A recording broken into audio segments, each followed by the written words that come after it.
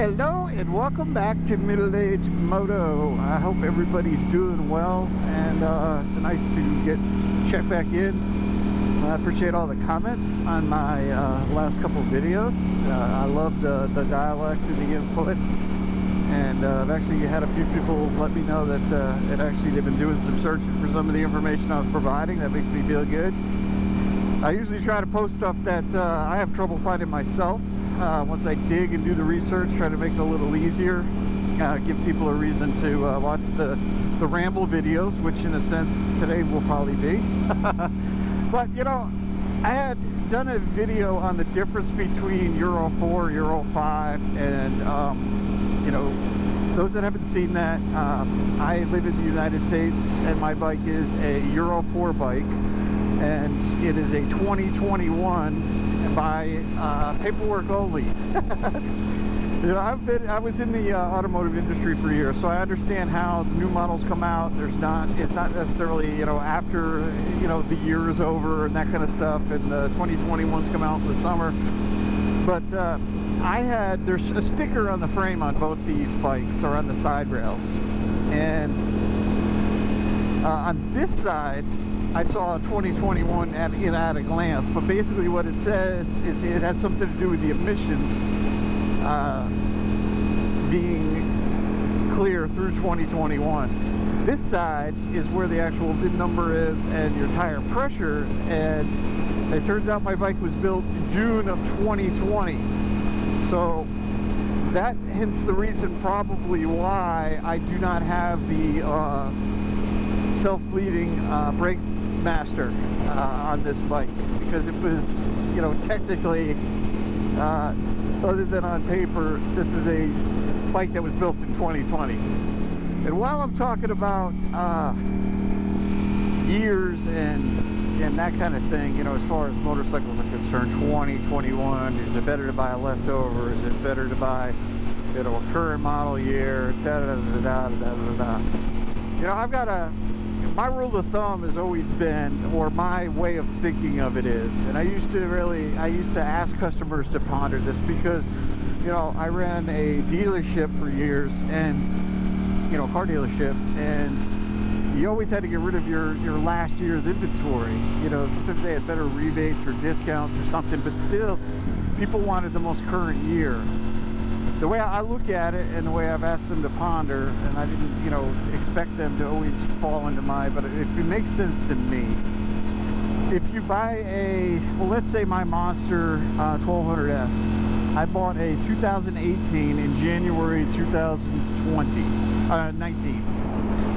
All right, so technically the bike was a year old with 0 miles on it.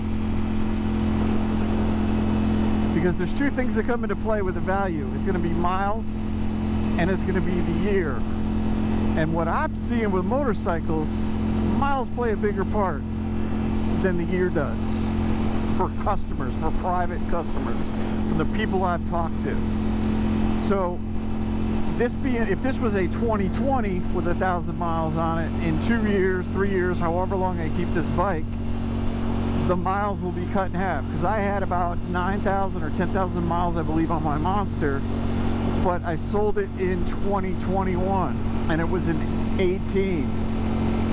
So it made it look as if there was a lot less miles for the year on the bike. So it makes a difference, and just, you know, it makes sense to me. So just always look at it like that. You know, it's all your self-preference. Some people want the latest and the greatest, but this is you know, was built in 2020, in the summer of 2020, you know, and it's a 2021. So technically, if you really wanted to get down to it, it's a friggin' 2020, you know, with a VIN number for a 2021. You know, it was built in 2020. It wasn't built in 2021, not even close. You know, so on paper it's a 2021. On the side of the bike, it's a 2020. I truly don't know where my RPM range comes on the power, and again, it's kind of irrelevant for me because the thing is blazing fast, so it doesn't really matter.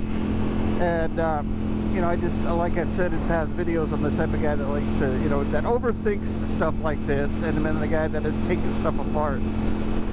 There was a subscriber, or a person that watched my videos, I should say, that made a comment and said that his bike, or her bike, I'm not sure, was built in 2020 also. So they had the same setup as I did. So, you know, I've said this in the past, you know, the Brembo Stylemma brakes with whatever master you put on it are better than any brakes I've ever had, you know. So it's kind of unimportant to me.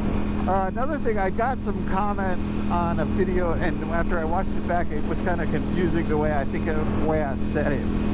I was talking about adjusting the seat height, and I've had several people say, well, how do you adjust the seat height? The Streetfighter's for tall people only. So I want to quash some of that. What I was talking about was the Monster, and the way I said it is kind of, the Monster's got little blocks, 4 blocks underneath the seat, that you can drop the seat about 1 inch. And I had it on the low setting. There's 2 settings for the Monster seat. The Streetfighter seat is bolted directly to the gas tank.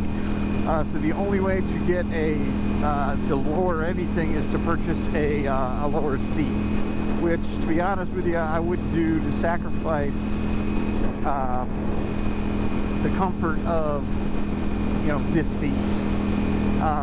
As far as this bike being only for tall people, the first time I sat on it, I was like, wow, this is, you know, I was used to what I was riding, and I said, wow, this is not gonna work for me. It's too high. I'm tippy-toed, or I'm on the balls of my feet. Which, to be honest with you, you get used to it in about 5 seconds. The only problem I ever have is backing up.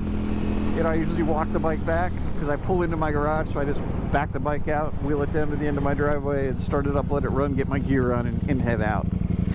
But I'm just shy of 5'10", but I have a short inseam. I have a bigger torso than inseam. So I'm thinking I'm about a 29-inch inseam, maybe 30. And I'm on the balls of my feet, and it's a light bike. It's, you know, again, you know, you got to take everything you read or hear about the Streetfighter with a grain of salt, unless the person's on one, riding one.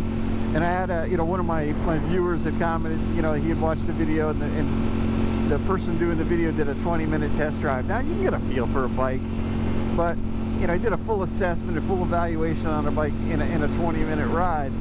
Now, Chase on 2 wheels does, you know, first impressions and that kind of stuff. That's fantastic. You know, you can really, and he puts it through the paces. In the end, he does his thing. And I'm not trying to bash anyone. When I start riding some different bikes, I'll be doing the same damn thing. But what I'm saying is, you really don't get a good feel for the bike, especially because, you know, it takes time to get adjusted, a little bit to get adjusted to the ergonomics of the bike. You know, I went from my Monster to this, and I got on it and was like, wow, you know, because my pegs were more forward, these are more back, and, you know, the shifter was back further, and the kickstand, to put that down, is up front of the, you know, the gear shifter and the pegs, where on the Monster I would go down the back of them, you know. So there's different areas and different different ergonomics that you got to get used to. So with that said, I just wanted to make a short video and just basically really say hello to everybody, and let you know I wasn't planning on riding today.